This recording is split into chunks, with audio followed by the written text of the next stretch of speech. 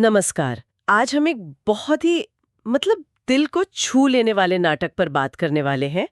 जयवंत दलवी का मशहूर मराठी नाटक संध्या छाया। और इसका हिंदी अनुवाद किया है डॉक्टर कुसुम कुमार ने। हाँ, ये कहानी है एक बुजुर्ग जोड़े की, नाना और नानी, जो एक बड़े से घर में अकेले रहते हैं। पर असल में ये कहानी उस खामोशी की है जो क्या कहते हैं भरे पूरे घरों में भी पसर जाती है। बिल्कुल। और आज हमारा मकसद सिर्फ इस नाटक की कहानी दोहराना नहीं है। नहीं, हम इसकी परतों को खोलकर उस एहसास तक पहुंचना चाहते हैं जिसे ये नाटक पकड़ता है। बुढ़ापे का अकेलापन, परिवारों का बदलता ढांचा और वो पीढ़ियों के बीच की खाई। हाँ, जो सिर्फ मीलों की नहीं बल्कि सोच और संवाद की भी है। सही कहा। तो चलिए इस कहानी में उतरते हैं और नाना नानी की उस दुनिया को समझने की कोशिश करते हैं जहां घड़ी की टिक टिक से ज्यादा दरवाजे पर होने वाली दस्तक का इंतजार है। देखते हैं कि उनकी रोजमर्रा की जिंदगी और उनकी छोटी छोटी बातें आज हमें अपने बारे में क्या सिखाती हैं। तो सबसे पहले उस दुनिया की बात करते हैं जिसमें नाना और नानी रहते हैं। उनका घर। हाँ, उनका घर, जिसमें जरूरत का हर सामान है, सोफा है, तस्वीरें हैं, लेकिन एक खालीपन है। तो ऐसा लगता है जैसे घर खुद अपने लोगों के लौटने का इंतजार कर रहा है। बिल्कुल। ये माहौल ही इस नाटक की नींव है। ये सिर्फ एक घर नहीं, एक वेटिंग रूम जैसा है। Waiting room. हाँ, यहाँ हर चीज इंतजार कर रही है। बेटों की चिट्ठी का, फोन की घंटी का। सही बात है। नाना और नानी का जो वर्तमान है वो तो लगभग थमसा गया है। वो या तो गुजरे हुए कल की यादों में जीते हैं, जब बच्चे छोटे थे, घर में रौनक थी, या फिर आने वाले कल की किसी उम्मीद में कि बेटा अमेरिका से आएगा या कश्मीर से छुट्टी पर आएगा। बिल्कुल। और इसी इंतजार के बीच उनकी जो रोज की नोक झोंक है वो तो कमाल की है। हाँ, वो बहुत दिलचस्प है। जैसे नाना अपने घुटने के दर्द की शिकायत करते हैं और नानी उन्हें छेड़ते हुए कहती है, पकड़ी गई ना कमर। हाँ। मुझे तो लगता है कि ये हंसी मजाक सिर्फ वक्त काटने का जरिया नहीं है। नहीं, बिल्कुल नहीं। ये एक दूसरे के गहरे दर्द पर मरहम लगाने का एक तरीका है। वे एक दूसरे की ढाल है। आपने बहुत सही बात पकड़ी है। ये हास्य उनके अकेलेपन का कवच है एक तरह से। एक और बहुत छोटी सी लेकिन गहरी बात है, कैलेंडर का पन्ना बदलना। हाँ, वो सीन। नानी पूछती है, कैलेंडर का पन्ना किसने फाड़ा? और नाना का जवाब होता है, मैंने फाड़ दिया तो क्या हो गया। ये कोई आम सवाल जवाब नहीं है, है ना? बिल्कुल नहीं।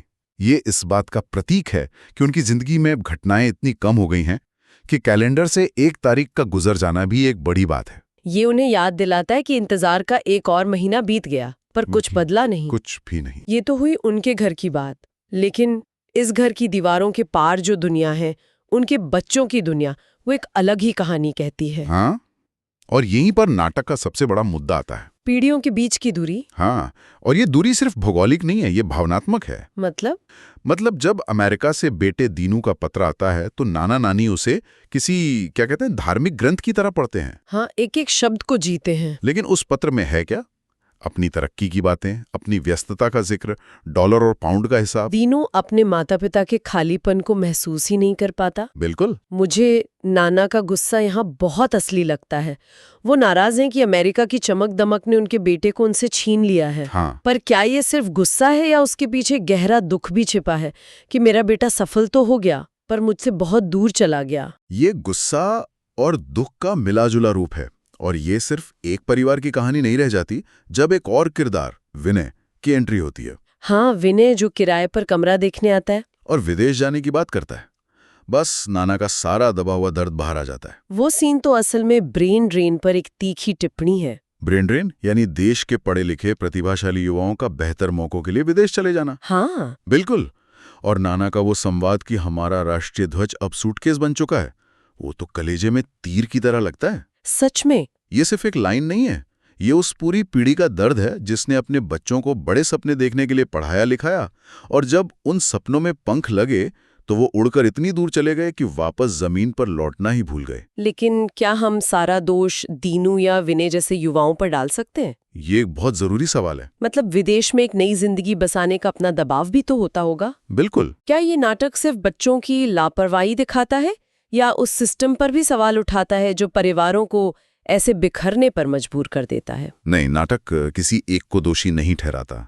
ये एक त्रासदी दिखा रहा है जिसमें हर कोई अपनी अपनी जगह सही भी है और गलत भी। दीनू शायद वाकई बहुत व्यस्त है, वो अपने माता पिता से प्यार भी करता है, लेकिन वो उनके भावनात्मक जरूरतों की गहराई को समझ नहीं पा रहा है। समझ नहीं पा रहा है। ये कम्युनिकेशन गैप है, जहां दोनों तरफ से बातें हो रही हैं लेकिन कोई किसी को समझ नहीं पा रहा है। ये तो हुई बच्चों की बात जो दूर है, लेकिन कुछ लोग उनके करीब आने की कोशिश करते हैं, या यूं कहें कि गलती से उनकी जिंदगी में आ जाते हैं। और वो उनके अकेलेपन को और भी कुरेद जाते हैं। हाँ, शर्मिला वाला किस्सा इसका एक बेहतरीन उदाहरण है। बिल्कुल, शर्मिला का किरदार बहुत दिलचस्प है।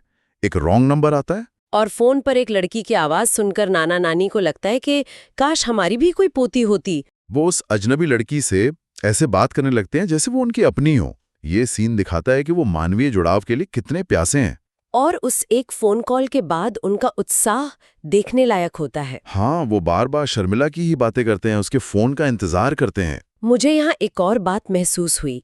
क्या ये सिर्फ जुड़ाव की प्यास है, या फिर अपने बच्चों से मिली निराशा को किसी अजनबी से पूरी करने की एक कोशिश? ये विश्लेषण एकदम सटीक है। क्या वे शर्मिला में वो बेटी या पोती खोज रहे हैं जो असल में उनके पास नहीं है? हाँ, यहाँ उनका अकेलापन एक तरह की डिस्टॉर्टेड रियलिटी या विकृत वास्तविकता बना देता है। उनकी दुनिया इतनी सिमट गई है कि एक गलत नंबर उम्मीद की किरण बन जाता है, और जब शर्मिला का फोन दोबारा नहीं आता तो उनकी वो छोटी सी उम्मीद भी टूट जाती है। और इसी तरह डाकिया। हाँ, डाकिया का आना उनके दिन की सबसे बड़ी घटना है। सही कहा। वो दरवाजे पर उसकी आहट का इंतजार करते हैं। ये सुनकर अजीब लगता है, लेकिन उनकी दुनिया में ये सच है। वो डाकिया नहीं बल्कि उम्मीद लेकर आने वाला एक दूत है। पर कहानी में एक मोड़ तब आता है जब यही डाकिया एक दिन उम्मीद नहीं बल्कि एक तार लेकर आता है। एक ऐसा तार जो उनकी बची खुची जिंदगी को भी बेरंग कर देता है। छोटे बेटे नंदू के युद्ध में शहीद होने की खबर। ये दृश्य तो दिल दहला देता है। जिस बेटे की वर्दी, जिसकी चिट्ठियों को वो सीने से लगाकर रखते थे, अब वो कभी वापस नहीं आएगा। उनका एक इंतजार हमेशा के लिए खत्म हो जाता है। और इसी असहनीय दुख के बीच फोन की घंटी बजती है। अमेरिका से दीनू का फोन। हाँ, यहाँ लेखक ने जो सीन रचा है वो ड्रामेटिक आयरनी का एक शानदार उदाहरण है। ड्रामेटिक आयरनी, इसका क्या मतलब है? इसका मतलब है कि दर्शकों को वो सच पता है जो कहानी के किरदारों को नहीं पता। अच्छा। हम जानते हैं कि नंदू शहीद हो चुका है, लेकिन फोन पर बात कर रहा दीनू इस बात से अनजान है। और नाना नानी उसे सच बता नहीं पा रहे। बिल्कुल। ये जानने और न जानने का जो फर्क है, यही इस सीन को बर्दाश्त से बाहर कर देता है। ये तो संवादहीनता की हद है। फोन की लाइन के एक तरफ जिंदगी है, दीनू अपनी शादी की बात कर रहा है, अपने भविष्य के सपने बुन रहा है, और दूसरी तरफ मौत है, एक खामोशी। और वो फोन की लाइन उस सच का वजन नहीं उठा पाती। वो कह ही नहीं पाते।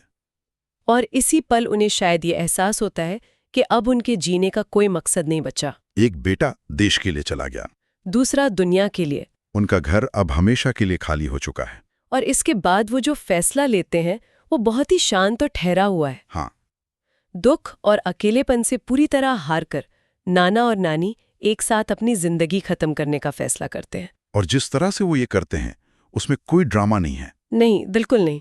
वो इसे एक रोजमर्रा के काम की तरह करते हैं। हाँ, घर की चाबियां रखना, दूध में नींद की गोलियां मिलाना, नानी का पूछना दूध में मैं स्लाइड्स डाल दूं, और नाना का कहना मुझसे मत पूछ। ये दिखाता है कि वो कितने थक चुके हैं, कितने हार चुके हैं। ये कोई डर या कायरता का कदम नहीं है। नहीं, ये एक थकी हुई शांति की तलाश है। उन्हें लगता है कि उन्होंने अपनी सारी जिम्मेदारियां पूरी कर दी हैं और अब इस खालीपन को और झेलने की हिम्मत उनमें नहीं है। वे एक दूसरे का हाथ थामकर एक ऐसी नींद में चले जाते हैं जो कभी नहीं टूटेगी। और तभी नाटक का अंत होता है, उस सबसे बड़ी विडंबना के साथ। जैसे ही वो अपनी आखिरी सांसें लेते हैं, दरवाजे पर घंटी बजती है और बाहर से आवाज आती है, नाना नानी दरवाजा खोलो। ये दीनू है। हाँ, दीनू। जिस पल का वो सालों से इंतजार कर रहे थे वो पल आ तो गया, लेकिन तब तक बहुत देर हो चुकी थी। इंतजार खत्म हुआ, लेकिन उसके साथ जिंदगी भी खत्म हो गई। ये अंत तो हिला कर रख देता है। संध्या छाया सिर्फ एक नाटक नहीं है, बल्कि आधुनिक समाज का एक आईना है। बिल्कुल। यह दिखाता है कि कैसे करियर, तरक्की और अपनी दुनिया बनाने की दौड़ में हम अपने सबसे करीबी रिश्तों को पीछे छोड़ देते हैं। हम ये मान लेते हैं कि पैसा भेज देना या भौतिक सुख सुविधाएं दे देना ही काफी है, जबकि असल जरूरत शायद सिर्फ बैठकर बात करने की होती है। उनकी खामोशी को सुनने की, नाना और नानी की कहानी हमें ये सोचने पर मजबूर करती है कि क्या हम अपने प्रियजनों के साथ वाकई में जुड़े हुए हैं? या हम भी अपनी ही दुनिया में इतने व्यस्त हैं कि उनके इंतजार को देख ही नहीं पा रहे। हाँ। यह नाटक हमें ये भी समझाता है कि आधुनिक प्रगति की एक छिपी हुई भावनात्मक कीमत है। हम टेक्नोलॉजी के जरिए ग्लोबल कनेक्शन तो बना रहे हैं, लेकिन अपने घर के लोकल कनेक्शन खोते जा रहे हैं। और ये नाटक एक बहुत ही बेचैन करने वाला सवाल हमारे लिए छोड़ जाता है।